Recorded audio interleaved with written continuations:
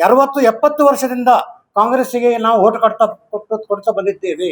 ಆದರೆ ಇವತ್ತು ನಮ್ಮ ಜನಸಂಖ್ಯೆ ಆಧಾರದ ಮೇಲಿಲ್ಲ, ನಮ್ಮ ಜನರಲ್ಲಿ ಯಾರಿಗೊಬ್ಬರ ಕೊಡ್ರಿ ನೀವು ನಮ್ಮ ಓಟ್ ಕೊಡ್ರಿ ಅಂತ ಕೇಳಿದೀವಿ. ಏನು ತಪ್ಪಿದೆ ಇದರಲ್ಲಿ? ಜಬ್ಬಾರ್ ಸಾಹೇಬರಿಗೆ, ನಸೀರ್ ಅಹಮದ್ ಸಾಹೇಬರಿಗೆ ತಮ್ಮ ಹುದ್ದೆಗಳಿಂದ ಅವ್ರಿಗೆ ವಜಾ ಮಾಡಿದ್ರಿ. ಯಾಕೆ ಮಾಡಿದ್ರಿ ಇದನ್ನು? ಶಾಮನೂರ್ ಶಂಕರ ಮೊಮ್ಮಗ ತಮ್ಮ ನಾಮಾಂಕಿತ ಪತ್ರವನ್ನು ತಮ್ಮ ಅಧಿಕೃತ ಘೋಷಣೆಗೆ ಮೊದಲೇ ಅವರು ಹೋಗಿ DC ಗೆ ಒಪ್ಪಿಸಿದ್ದಾರೆ. ಇದು ಅಶಿಸ್ತು ಅಲ್ಲವೇ? ಇದು ಶಿವಮೊಗ್ಗದಲ್ಲಿ ಕಾಂಗ್ರೆಸ್ ಪಾರ್ಟಿ ಅಗೇನ್ಸ್ಟ್ ಆಗಿ ಮಾತಾಡಿದರು. ಇದು ಅಶಿಸ್ತಿನ ಕರ್ಮವಲ್ಲವೇ? ಮುಸಲ್ಮಾನರ ಮೇಲೆ ಯಾಕೆ ತಾವು ಈ ಥರ ಮಾಡಿದ್ರಿ? ಇದಕ್ಕೆ ಬಗ್ಗೆ ಸರ್ಕಾರ ಆಗಲಿ ಕಾಂಗ್ರೆಸ್ ಪಾರ್ಟಿಯಲ್ಲಿ ಉತ್ತರ ಕೊಡಬೇಕಾಗಿದೆ. ಸುಮಾರು 7 ಕೋಟಿ ಜನಸಂಖ್ಯೆಯಲ್ಲಿ 1 ಕೋಟಿಗಿಂತ ಹೆಚ್ಚು ಜನಸಂಖ್ಯೆ ಮುಸಲ್ಮಾನ ಜನಸಂಖ್ಯೆ ಆಗಿದೆ. ಎಲ್ಲಿವರೆಗೆ ಮುಸಲ್ಮಾನರ ಬಗ್ಗೆ ನೀವು ಕಾಳಜಿ ವಹಿಸೋದಿಲ್ಲವೋ ಅಲ್ಲಿವರೆಗೆ ಈ ದೇಶದ ಅಭಿವೃದ್ಧಿ ಆಗಲಿಕ್ಕೆ ಸಾಧ್ಯವಿಲ್ಲ ಮತ್ತು ರಾಜ್ಯದ ಅಭಿವೃದ್ಧಿ ಆಗಲಿಕ್ಕೆ ಸಾಧ್ಯವಿಲ್ಲ. ಮುಸಲ್ಮಾನರ ಬಗ್ಗೆ ಹೇಳ್ಬೇಕಂದ್ರೆ ಈ ಪ್ಲಾಸ್ಟಿಕ್ದ ಪೈಪ್ ಆಗ್ಯಾವ. ನಾವು ಎಲ್ಲರಿಗೂ ನೀರು ಹೋಗ್ತದ ಪೈಪ್ನ ಒಳಗಿಂದನೇ, ಎಲ್ಲರಿಗೂ ಲಾಭ ಆಗ್ತದ. ಆದ್ರೆ ನಮಗೆ ಆ ಪೈಪಿಗೆ ಏನು ಸಿಗಂಗಿಲ್ಲ. ಅದು ಹೆಂಗೆ ಒಣದಿರ್ತದ ಹಂಗೆ ಇರ್ತದ. ಮುಸಲ್ಮಾನರ ಪರಿಸ್ಥಿತಿ ಇಂಥದ್ದಾಗಿದೆ. ಈಗ ಅಧಿಕಾರಕ್ಕೆ ಬಂದ ನಂತರ 3 ವರ್ಷ ಆದ್ರೂ ಕೂಡ ಸಮಸ್ಯೆಗಳಾಗಿವೆ ಉಳಿದಿವೆ. ಆದಷ್ಟು ನೀವು ಅಧಿಕಾರದಲ್ಲಿ ಇರುವವರೆಗೆ ನಮ್ಗೆ ಏನು ವಾಗ್ದಾನ ಮಾಡಿದ್ರಿ, ನೀವು ಪ್ರಣಾಳಿಕೆಯಲ್ಲಿ ಏನೇನು ಸೇರಿಸಿದ್ರಿ ಅವೆಲ್ಲ ಪೂರ್ತಿಗೊಳಿಸಬೇಕು. जनाब नसीर अहमद खान साहब और फिर जनाब अब्दुल जब्बार साहब, इनके सिलसिले में जो बातें कही जा रही हैं, जो बेसबूत बातें हैं, और न ही ये डिसिप्लिनरी कमेटी के पास इसको भेजा गया और न ही इसकी जांच पड़ताली गई। आनंद फानंद में रातों रात ये फैसले किए गए और उनको पार्टी से सुपुर्दोश किया गया, उनको सस्पेंड किया गया। कि एक समझदार मोमिन जो होता है वो एक सुराख से 2 मरतबा सांप से नहीं डस लेता। ಇವತ್ತು ಈ ಪತ್ರಿಕಾಗೋಷ್ಠಿ ಕರೆದಂಥ ಒಂದು ಮುಖ್ಯ ಉದ್ದೇಶ ಇದೆ. ಅದಕ್ಕೆ ನಮ್ಮ ಕರ್ನಾಟಕದಲ್ಲಿ ಕೆಲವೊಂದು ಅನೇಕ ಜ್ವಲಂತ ಸಮಸ್ಯೆಗಳಿವೆ. ವಿಶೇಷವಾಗಿ ಮುಸಲ್ಮಾನರಿಗೆ ಕಾಡುತ್ತಿರುವಂಥ ಜ್ವಲಂತ ಸಮಸ್ಯೆಗಳಲ್ಲಿ ಇದೀಗ ಮೌಲಾನಾ ಓದಿದಂಥ ಆ ಸಮಸ್ಯೆ ಅದ್ಭುತ ಸಮಸ್ಯೆ ಆಗಿದೆ. ಆ ಸಮಸ್ಯೆ ಪರಿಹಾರಕ್ಕಾಗಿ ನಾವು ಈ ಪತ್ರಿಕಾಗೋಷ್ಠಿಯನ್ನು ಇಲ್ಲಿ ಕರೆದಿದ್ದೇವೆ. ತಮ್ಮೆಲ್ಲರಿಗೂ ಗೊತ್ತಿದ್ದ ಹಾಗೆ ನಮ್ಮ ದೇಶ ಒಂದು ಈ ಜಗತ್ತಿನಲ್ಲಿ ಮಹಾನ್ ದೇಶವಾಗಿದೆ. ಇದಕ್ಕೆ ಅನೇಕ ವಿಶೇಷತೆಗಳಿವೆ. ಒಂದು ವಿಶೇಷತೆ ಅಂದರೆ ಇದು ಅತ್ಯುತ್ತಮವಾದ ಇದಕ್ಕೆ ಸಂವಿಧಾನವಿದೆ. ಆ ಸಂವಿಧಾನವನ್ನು ಬಾಬಾ ಸಾಹೇಬ್ ಅಂಬೇಡ್ಕರ್ ಈ ದೇಶದ ಭವಿಷ್ಯಕ್ಕಾಗಿ ರಚಿಸಿದ್ದಾರೆ. ಆ ಸಂವಿಧಾನದಲ್ಲಿ ಪ್ರಜಾಪ್ರಭುತ್ವಕ್ಕೆ ಬಹಳ ಬೆಲೆ ಕೊಡಲಾಗಿದೆ. ಅದರ ಪ್ರಿಯಾಂಬಲ್ದಲ್ಲಿ ಪೀಠಿಕೆಯಲ್ಲಿ ನಾವು ವಿ ಪೀಪಲ್ ಆಫ್ ಇಂಡಿಯಾ ಅಂತ ಹೇಳಲಾಗಿದೆ. ಅಂದರೆ ನಾವು ಭಾರತೀಯರು, ನಾವು ಭಾರತೀಯ ನಾಗರಿಕರು, ಯಾವುದೇ ಜಾತಿ ಧರ್ಮಗಳ ಭೇದ ಭಾವವಿಲ್ಲದೆ ನಾವು ಭಾರತೀಯರಂತೂ ಹೇಳಲಾಗಿದೆ. ಆ ಸಂವಿಧಾನವನ್ನು ಅಡಿಯಲ್ಲಿಟ್ಟು ನಾವು ವಿಚಾರ ಮಾಡಿದರೆ ನಮ್ಮ ಜನಸಂಖ್ಯೆ 143 ಕೋಟಿ. ಅದರಲ್ಲಿ ಸುಮಾರು 25-30 ಕೋಟಿ ಜನಸಂಖ್ಯೆ ಮುಸಲ್ಮಾನರದಾಗಿದೆ. ಅದೇ ರೀತಿ ಕರ್ನಾಟಕದಲ್ಲಿ ಸುಮಾರು 7 ಕೋಟಿ ಜನಸಂಖ್ಯೆಯಲ್ಲಿ 1 ಕೋಟಿಗಿಂತ ಹೆಚ್ಚು ಜನಸಂಖ್ಯೆ ಮುಸಲ್ಮಾನ ಜನಸಂಖ್ಯೆ ಆಗಿದೆ. ಎಲ್ಲಿವರೆಗೆ ಮುಸಲ್ಮಾನರ ಬಗ್ಗೆ ನೀವು ಕಾಳಜಿ ವಹಿಸೋದಿಲ್ಲವೋ ಅಲ್ಲಿವರೆಗೆ ಈ ದೇಶದ ಅಭಿವೃದ್ಧಿ ಆಗಲಿಕ್ಕೆ ಸಾಧ್ಯವಿಲ್ಲ ಮತ್ತು ರಾಜ್ಯದ ಅಭಿವೃದ್ಧಿ ಆಗಲಿಕ್ಕೆ ಸಾಧ್ಯವಿಲ್ಲ. ಇಷ್ಟೊಂದು ದೊಡ್ಡ ಪ್ರಮಾಣದಲ್ಲಿ ಮುಸಲ್ಮಾನರು ಈ ದೇಶದಲ್ಲಿ ವಾಸಿಸುತ್ತಿದ್ದಾರೆ. ನಾವು ಇಷ್ಟೊಂದು ಅಧಿಕ ಸಂಖ್ಯೆಯಲ್ಲಿದ್ದು ನ್ಯಾಯಯುತವಾಗಿ ಬೇಡಿಕೆಯನ್ನು ಬೇಡಿಸಿ ಇಟ್ಟಾಗ ಏನು ತಪ್ಪಿದೆ ಅದರಲ್ಲಿ? ಸ್ವಲ್ಪ ವಿಚಾರ ಮಾಡಿ ನೋಡ್ರಿ. ದಾವಣಗೆರೆಯ ದಕ್ಷಿಣ ಭಾಗದಲ್ಲಿ ಚುನಾವಣೆ ನಡೆದಾಗ ಅಲ್ಲಿ ಸುಮಾರು 80,000 ಕೋಟಿ ಮುಸಲ್ಮಾನರ ಮತಗಳಿವೆ. ಆ ಎಲ್ಲ ಮುಸಲ್ಮಾನರು ಕೂಡಿ ಒಂದು ಬೇಡಿಕೆಯನ್ನು ಇಟ್ಟರು. ಏನು ಬೇಡಿಕೆ ಇಟ್ಟರು? ನಾವು ಸುಮಾರು 60-70 ವರ್ಷದಿಂದ ಕಾಂಗ್ರೆಸ್ಸಿಗೆ ನಾವು ಓಟ್ ಕೊಡ್ತಾ ಬಂದಿದ್ದೇವೆ. ಆದರೆ ಇವತ್ತು ನಮ್ಮ ಜನಸಂಖ್ಯೆ ಆಧಾರದ ಮೇಲಿಲ್ಲ, ನಮ್ಮ ಜನರಲ್ಲಿ ಯಾರಿಗೊಬ್ಬರ ಕೊಡ್ರಿ ನೀವು ನಮ್ಮ ಓಟ್ ಕೊಡ್ರಿ ಅಂತ ಕೇಳಿದೀವಿ. ಏನು ತಪ್ಪಿದೆ ಇದರಲ್ಲಿ? ನ್ಯಾಯಯುತವಾದ ಬೇಡಿಕೆ ಇದೆ. ಅದು ಪ್ರಜಾಸತ್ತಾತ್ಮಕ ಬೇಡಿಕೆ ಆಗಿದೆ. ನಾವು ದೇಶದ ಅಭಿವೃದ್ಧಿ ಬಯಸುತ್ತೇವೆ, ನಾವು ರಾಜ್ಯದ ಅಭಿವೃದ್ಧಿ ಬಯಸುತ್ತೇವೆ. ಆದ್ದರಿಂದ ಈ ಬೇಡಿಕೆ ಇಟ್ಟಾಗ ಇದನ್ನು ತಿರಸ್ಕರಿಸಲಾಯಿತು. ಈ ನ್ಯಾಯದ ಬೇಡಿಕೆ ತಿರುಗಿಸಿ ಕೌಟುಂಬಿಕ ರಾಜಕಾರಣಿ ಮಾಡಲಾಯಿತು. ತಾವೆಲ್ಲರೂ ನೀವು ನೋಡ್ತಾ ಇದ್ದೀರಿ. ಶಾಮನೂರ್ ಶಂಕರ್ ಸಾಬ್ರಾಯರು MLA ಆಗಿ ಶಾಸಕರಾಗಿದ್ದರು, ಮಂತ್ರಿಯಾಗಿದ್ದರು. ಅವರ ಮಗ ಮಲ್ಲಿಕಾರ್ಜುನ ಕೂಡ ಶಾಸಕರಾಗಿದ್ದಾರೆ, ಮಂತ್ರಿಯಾಗಿದ್ದಾರೆ. ಅವರ ಸೊಸೆ ಸಂಸದರಾಗಿದ್ದಾರೆ. ಈಗ ಅವರ ಮೊಮ್ಮಗನಿಗೆ ಟಿಕೆಟ್ ಕೊಡೋದು ಇದು ಬೇಡ, ಇದು ಕೌಟುಂಬಿಕ ರಾಜಕಾರಣ ಆಗುತ್ತದೆ. ನಮ್ಮವರಿಗೆ ಯಾರಾದರೂ ಒಬ್ಬರಿಗೆ ಕೊಡ್ರಿ, ಯಾರಿಗಾದರೂ ಕೊಡ್ರಿ ನೀವು ಅಂತ ಬೇಡಿಕೆ ಇಟ್ಟಾಗ ಈ ಬೇಡಿಕೆಯನ್ನು ತಿರಸ್ಕರಿಸಲಾಯಿತು. ಈ ಬೇಡಿಕೆ ತಿರಸ್ಕೃತ ಆದ ಮೇಲೆ ಇಡೀ ಕರ್ನಾಟಕದ ಮುಸಲ್ಮಾನರು ಜಾಗೃತರಾಗಿದ್ದಾರೆ. ಇವತ್ತು ಉಲ್ಮಾ ಕಂಚೆ ವಿದ್ವಾಂಸರ ಒಂದು ಇದು ಸಂಘಟನೆ ಬಹು ಮಹತ್ವದ ಸಂಘಟನೆ. ಇದು ಇಡೀ ಮುಸಲ್ಮಾನ್ ಜನಾಂಗವನ್ನು ತಮ್ಮ ಜೊತೆಗೆ ತೆಗೆದುಕೊಂಡು ಹೋಗುತ್ತಿರುವಂಥ ಸಂಘಟನೆ ಇದು. ಇದರಲ್ಲಿ ಅಲ್ಲೆಲ್ಲ ವಿದ್ವಾಂಸಗಳಿದ್ದಾರೆ. ಅವರೆಲ್ಲರೂ ಒಕ್ಕರಲಿಂದ ಇವತ್ತು ಹೇಳ್ತಾ ಇದ್ದಾರೆ, ನಮಗೆ ಆದ ಅನ್ಯಾಯವನ್ನು ಸರಿಪಡಿಸಿರಿ, ನಮಗೆ ಸರಿಪಡಿಸಿ ಏನು ಮಾಡಿದರೆ ನೀವು ತಾವು ಜಬ್ಬಾರ್ ಸಾಹೇಬರಿಗೆ, ನಸೀರ್ ಅಹಮದ್ ಸಾಹೇಬರಿಗೆ ತಮ್ಮ ತಮ್ಮ ಹುದ್ದೆಗಳಿಂದ ಅವ್ರಿಗೆ ವಜಾ ಮಾಡಿದ್ರಿ. ಯಾಕೆ ಮಾಡಿದ್ರಿ ಇದನ್ನು? ಆದರೆ ಸಮರ್ಥರು ಶಾಮನೂರ್ ಶಂಕರಪುರ ಮೊಮ್ಮಗ ತಮ್ಮ ನಾಮಾಂಕಿತ ಪತ್ರವನ್ನು ತಮ್ಮ ಅಧಿಕೃತ ಘೋಷಣೆಗೆ ಮೊದಲೇ ಅವರು ಹೋಗಿ ಡಿಸಿಗೆ ಒಪ್ಪಿಸಿದ್ದಾರೆ. ಇದು ಅಶಿಸ್ತು ಅಲ್ಲವೇ? ಇದು ಇದೇ ರೀತಿ ನಮ್ಮ ಮೌಲಾನ ಹೇಳಿದ ಹಾಗೆ ಶಾಮನೂರ್ ಶಂಕರಪ್ಪ ಸಾಹೇಬರು ಶಿವಮೊಗ್ಗದಲ್ಲಿ ಕಾಂಗ್ರೆಸ್ ಪಾರ್ಟಿ ಅಗೇನ್ಸ್ಟ್ ಆಗಿ ಮಾತಾಡಿದರು. ಇದು ಅಶಿಸ್ತಿನ ಕರ್ಮವಲ್ಲವೇ? ಇವರ ಮೇಲೆ ಯಾಕೆ ಆಕ್ಷನ್ ತೆಗೆದುಕೊಳ್ಳಲಿಲ್ಲ? ಮುಸಲ್ಮಾನರ ಮೇಲೆ ಯಾಕೆ ತಾವು ಈ ಥರ ಮಾಡಿದ್ರಿ? ಇದಕ್ಕೆ ಬಗ್ಗೆ ಸರ್ಕಾರ ಆಗಲಿ ಕಾಂಗ್ರೆಸ್ ಪಾರ್ಟಿಯಲ್ಲಿ ಉತ್ತರ ಕೊಡಬೇಕಾಗಿದೆ. ಆದ್ದರಿಂದ ಈ ಸಮಯದಲ್ಲಿ ನಾವು ಹೇಳುವಂಥ ಇಷ್ಟೇ ಸಮಯ ಅಂದರೆ, ನಮಗೆ ನ್ಯಾಯವಾದ ಬೇಡಿಕೆ ತಾವು ಈಡೇರಿಸಿರಿ. ಯಾವ ಹುದ್ದೆಯಿಂದ ಅವರಿಗೆ ತೆಗೆದುಹಾಕಿದ್ರಿ, ಕೂಡಲೇ ಇದನ್ನು ಸರಿಪಡಿಸಬೇಕು. ಅದಕ್ಕಾಗಿ ಇವತ್ತು ಕರ್ನಾಟಕದ ಇಡೀ ಮುಸಲ್ಮಾನರು ಯಾವುದೇ ಜಾತಿ ಧರ್ಮ ಭೇದ ಭಾವವಿಲ್ಲದೆ ಹೈಕಮಾಂಡ್ಗೆ ಪತ್ರ ಬರೆದಿದ್ದಾರೆ. ರಾಹುಲ್ ಗಾಂಧಿಯವರಿಗೆ, ಮಲ್ಲಿಕಾರ್ಜುನ ಖರ್ಗೆ ಅವರಿಗೆ, ಸೋನಿಯಾ ಗಾಂಧಿಯವರಿಗೆ, ಸುರ್ಜೇವಾಲಾ ಅವರಿಗೆ, ಸಿದ್ದರಾಮಯ್ಯನವರಿಗೆ ಮತ್ತು DK ಶಿವಕುಮಾರ್ ಅವರಿಗೆ ಎಲ್ಲರಿಗೂ ಪತ್ರ ಬರೆದು ನಮಗೆ ಆದ ಅನ್ಯಾಯವನ್ನು ಸರಿಪಡಿಸಿರಿ. ಏನು ಅದೇ ರೀತಿ ತಾವು ಚುನಾವಣೆ ಪ್ರಣಾಳಿಕೆಯಲ್ಲಿ ಏನು ವಾಗ್ದಾನಗಳು ಮಾಡಿದ್ದೀರಿ ಅದನ್ನು ಸರಿಪಡಿಸಿರಿ. ಈಗ ಚುನಾವಣೆಗೆ 3 ವರ್ಷ ಆಗ್ತಾ ಇದೆ, ಕೇವಲ 2 ವರ್ಷ ಬಾಕಿ ಇದೆ. ಅದರೊಳಗಾಗಿ ನಮ್ಮ ರಿಸರ್ವೇಷನ್ ಆಗಲಿ, ಹಿಜಾಬದ ಸಮಸ್ಯೆ ಆಗಲಿ ಎಲ್ಲವನ್ನು ಸರಿಪಡಿಸಂತ ಒಕ್ಕರಿಂದ ಮುಸಲ್ಮಾನರು ಕೇಳ್ತಿದ್ದಾರೆ. ಆದ್ದರಿಂದ ಈ ವಿದ್ವಾಂಸರ ಒಂದು ಸಮ್ಮೇಳನದ ಪತ್ರಿಕಾಗೋಷ್ಠಿಯ ಮುಖಾಂತರ ನಾನು ಇದನ್ನು ಹೇಳಬಯಸುತ್ತೇನೆ. ನಾವು ಈ ದೇಶದ ಪ್ರಜ್ಞಾವಂತ ನಾಗರಿಕರಾಗಿದ್ದೇವೆ. ನಮಗೆ ಆದ ಅನ್ಯಾಯವನ್ನು ಸರಿಪಡಿಸಿರಿ ಮತ್ತು ಕೂಡಲೇ ಈ ಏನು ಸಮಸ್ಯೆ ಇದೆ ಈ ಸಮಸ್ಯೆಗೆ ಕೊನೆಗಾಣಿಸಿರಂತ ನಾನು ಹೇಳ್ತೇನೆ. ನಾನು MN ನದಾಫ್ ಅಂತ, ಬಿಜಾಪುರ ಜಿಲ್ಲಾ ನದಾಫ್, ಪಿಂಜಾರ್ ಹಾಗೂ ಮನ್ಸೂರಿ ಸಮಾಜದ ಅಧ್ಯಕ್ಷನಾಗಿದ್ದೇನೆ. ಈಗ ನಮ್ಮ ಮುಸಲ್ಮಾನರ ಬಗ್ಗೆ ಹೇಳಬೇಕಂದ್ರೆ, ಈ ಪ್ಲಾಸ್ಟಿಕ್ದ ಪೈಪ್ ಆಗ್ಯಾವ. ನಾವು ಎಲ್ಲರಿಗೂ ನೀರು ಹೋಗ್ತದ ಪೈಪ್ನೊಳಗಿಂದನೇ, ಎಲ್ಲರಿಗೂ ಲಾಭ ಆಗ್ತದ. ಆದರೆ ನಮಗೆ ಆ ಪೈಪಿಗೆ ಏನು ಸಿಗಂಗಿಲ್ಲ. ಅದು ಹೆಂಗೆ ಒಣದಿರ್ತದೆ ಹಾಗೆ ಇರ್ತದೆ. ಮುಸಲ್ಮಾನರ ಪರಿಸ್ಥಿತಿ ಇಂಥದ್ದಾಗಿದೆ ಈಗ.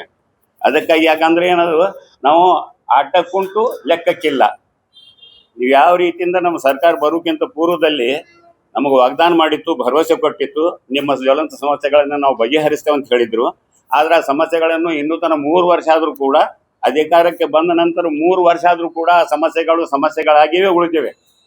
ಅದಕ್ಕಾಗಿ ನಾವು ಸರ್ಕಾರಕ್ಕೆ ಒಕ್ಕೊರಲಿನಿಂದ ಕೇಳೋದೇನೆಂದರೆ, ನಮ್ಮ ಸಮಸ್ಯೆಗಳು ಇನ್ನು 2 ವರ್ಷ ಉಳಿದದ. ಆದಷ್ಟು ನೀವು ಅಧಿಕಾರದಲ್ಲಿ ಇರುವೊಳಗೇನೆ ನಮ್ಗೇನು ವಾಗ್ದಾನ ಮಾಡಿದ್ರಿ, ನೀವು ಪ್ರಣಾಳಿಕೆಯಲ್ಲಿ ಏನೇನು ಸೇರಿಸಿದ್ರಿ ಅವೆಲ್ಲ ಪೂರ್ತಿಗೊಳಿಸಬೇಕು. ಈ ರೀತಿಯಾಗಿ ಒಂದು ನಮ್ಮ ಮುಸಲ್ಮಾನರಿಗೆ ಆದಂಥ ಅನ್ಯಾಯವನ್ನು ಸರಿಪಡಿಸಬೇಕು. ಯಾಕಂದ್ರೆ ನಾ ಸ್ವತಃ ನಸೀರ್ ಅಹಮದ್ ಅವರು ಇದ್ರ ಪ್ರಕಾರ ನಾ ಬಾಗಲಕೋಟೆಗೆ ಹೋಗಿದ್ದೆ. ಅಲ್ಲಿ ಎಲೆಕ್ಷನ್ ಸರ್ ಅವರು 9 ದಿವಸ ತನಕ ಅಲ್ಲೇ ಇದ್ದರು, ಅಲ್ಲೇ ಉಳ್ಕೊಂಡಿದ್ರು. ಹಗಲಿರೋಳು ಅವರು ಕೆಲಸ ಮಾಡಿದ್ರು, ಅವ್ರ ಜೊತೆ ನಾವು ಕೆಲಸ ಮಾಡಿದೆವು. ಮುಸಲ್ಮಾನ್ ಸಮುದಾಯದ ಮನೆಗೆ ಹೋದೆವು. ಹೋಗಿ ಎಲ್ಲರಿಗೂ ಹೇಳಿ, ಯಾಕಂದ್ರೆ ನನ್ನ ಸಮಾಜ ಏನದ ಅಲ್ಲಿ 6,500 ಮನೆ ಅದಾವ. ಇಲ್ಲಿ ನಮ್ಮ ನದಾಫ್, ಪಿಂಜಾರ್, ಮನ್ಸೂರಿ ಸಮಾಜದ 6,500 ಮನೆ ಅದಾವ. 6,500 ಮನೆಯೊಳಗೆ 2,100 ವೋಟರ್ಸ್ ಅದಾರ. ಅವ್ರು ಎಲ್ಲರಿಗೂ ಹೋಗಿ ನಾವೆಲ್ಲರಿಗೂ 100% ವೋಟಿಂಗ್ ಮಾಡಿಸುವಂಗೆ ನಾವೆಲ್ಲ ವ್ಯವಸ್ಥೆ ಮಾಡಿದೆವು ಅಲ್ಲಿ. ಆದರೂ ಕೂಡ ಆ ವ್ಯಕ್ತಿಗೆ ನೀವು ಅವ್ರ ಇದರಿಂದ ಸರಿಸ್ತೀರ ಅಂದ ಬಳಕ ಇದು ಅನ್ಯಾಯ ಆಗ್ಯದ. ಅಂತ ಒಬ್ಬ ಹಗಲಿನೊಳಗೆ ಕೆಲಸ ಮಾಡಿದಂಥ ವ್ಯಕ್ತಿ ನಮಗೆ ಅವ್ರು ಕರೆಸಿದ್ರಂತ ನಾವು ಹೋಗಿ ಕೆಲಸ ಮಾಡಿದೆವಲ್ಲ. ಹೀಗಾಗಿ ಎಲ್ಲೆಲ್ಲಿ ಅನ್ಯಾಯ ನಮ್ಮ ಜೊತೆ ಆಗ್ಲಿಕ್ಕೆ ಹತ್ತದ ಅದನ್ನು ಸರಿಪಡಿಸ್ಬೇಕಂತ ನಾವೆಲ್ಲ ಈ ಸರ್ಕಾರಕ್ಕೆ ನಾವು ಎಲ್ಲರೂ ಒಕ್ಕೊರಲಿನಿಂದ ಕೇಳಿಕೊಳ್ಳುತ್ತೇವೆ. ಧನ್ಯವಾದಗಳು. ये एक प्रेस मीट है जो जिसकी शिद्दत के साथ हमें ज़रूरत महसूस भी करने की है, इसलिए हम लोग इस बात पर और इस मुद्दे पर कर रहे हैं कि जैसे अभी आपके सामने हमारे उलमा कमेटी के जो सदर हज़रत मौलाना रिजवान साहब टीवी दामद बरकातुहुम ने आपके सामने सारी बातें आपको बता दी कि इस वक्त कर्नाटक के अंदर सियासी जो हालात हैं, खुसूसी तौर पर मुसलमानों को लेकर, अक़लियतों को लेकर, इस सिलसिले में खुसूसी तौर पर मुसलमानों का जो तबका है कांग्रेस पार्टी से बहुत नाराज़ चल रहा है। उसकी वजह, एक तो बड़ी वजह यह है कि अभी हाल ही में जो बाई इलेक्शन हुए दावनगिरा और बागलकोट के अंदर, दावनगिरा की बात हुई कि वहाँ 80 से 90% तक, यानी 80,000 से 90,000 तक जो वोटर्स हैं वो मुसलमानों के हैं। तो इस लिहाज से वहाँ टिकट जो है एक मुसलमान को मिलना चाहिए था, लेकिन उसके बावजूद भी मुसलमानों को टिकट देने के बजाय किसी और को दिया गया। खैर, एक बात थी, चूँकि हम लोग एक दूरंदेशी के साथ, समझबूझ के साथ काम करते हैं, पूरे मशवरे के साथ काम करते हैं। और फिर वो इलेक्शन होता रहा। फिर उसमें हमारे मुस्लिम कायदीन हैं, दानिशवराने जो कौम है, इन दोनों इलाकों में पहुंचकर ग्राउंड वर्क तौर पर, ग्राउंड लेवल में काम किया कि किसी तरीके से जो है इन दोनों इलाकों में भी कांग्रेस की पार्टी को जो है वो जीत हासिल हो जाए। उसके बाद फिर ये हुआ कि हमारे मुस्लिम कायदीन में से जनाब अब्दुल जब्बार साहब और जनाब नसीर अहमद खान साहब, इन दोनों को कांग्रेस की पार्टी से जो है इनको सस्पेंड किया गया। ये बहुत ही एक नारवा सलूक और नारवा बात थी, जिसे सारे पूरे कर्नाटक के सारे मुसलमानों ने और खुसूसी तौर पर उलमा ने और कौम मिल्लत के दर्द रखने वालों ने, यहाँ तक कि ये बात भी सुनने में आ रही है कि कर्नाटक से दूसरे और रियासतों के भी जो दानिशवराने कौम है, उन्होंने भी इसे जो है ना दुरुस्त करार नहीं दिया है। चुनांचे मुसलमान जो है ना इससे नाराज है। ऐसे ही कांग्रेस का भी जो है एक दस्तूर बनाया गया है। उस दस्तूर के अंदर यह है कि अगर कोई एंटी पार्टी अगर कोई एक्टिविटीज होते हैं, एंटी पार्टी अगर एक्टिविटीज होते हैं, तो उस सिलसिले में एक डिसिप्लिनरी एक कमेटी है, वो कमेटी उसकी जांच करती है, उसके बाद एक्शन लिया जाता है।